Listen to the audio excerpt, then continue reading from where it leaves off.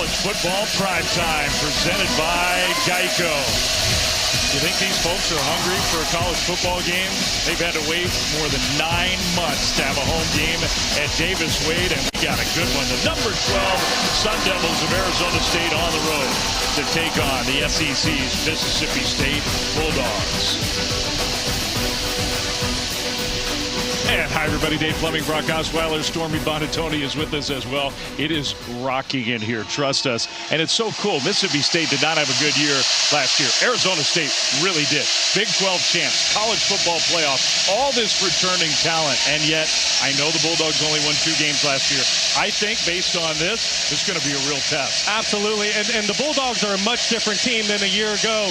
But for Arizona State, all the pieces are back. The makings for another Big 12 title run, college football playoff berth, they're there.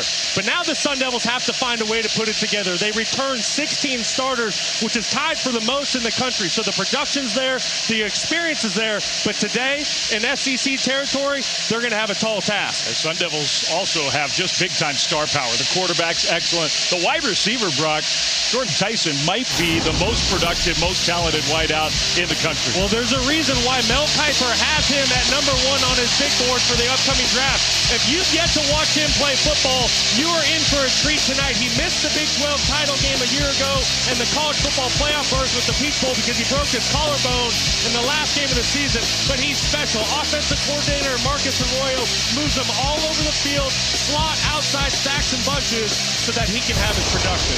So that's the challenge for the Bulldogs. And for Mississippi State, man, are they desperate for just a big win to get everybody around here feeling much better about things. It's been a chaotic few years in Starkville. Jeff Levy, this is his 2nd year at the helm. Year 1 did not go well. 2-10 overall. Didn't win a game in SEC play. The offense struggled. The defense really struggled. Statistically, by far, the worst defense in the SEC last year. The good news is the opener was a positive and a whole different roster. The transfer class rated very highly. Really good recruiting class. Some of those freshmen are on the field. They have an experienced quarterback. And Brock, they're feeling like this is going to be a much different season. Yeah, certainly. Year 2 as a head coach is always completely different. And when you bring in over 60 new faces, you're going to feel good about your situation. When we talked to Jeff Levy this week, he is really optimistic about what the Bulldogs can do this season. They get their 6th-year senior quarterback back in Blake Chapin, who missed the majority of the season with a shoulder injury. So the fact that Chapin's back in the lineup,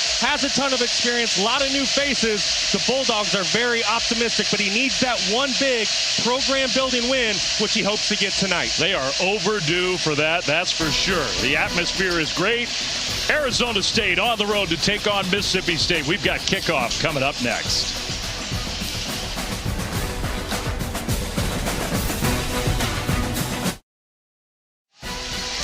You're watching the SEC on ESPN. From Starkville, Mississippi, kickoff moments away. Arizona State and Mississippi State. If she can hear us, let's go down on the field for the first time to Stormy Bonatoni.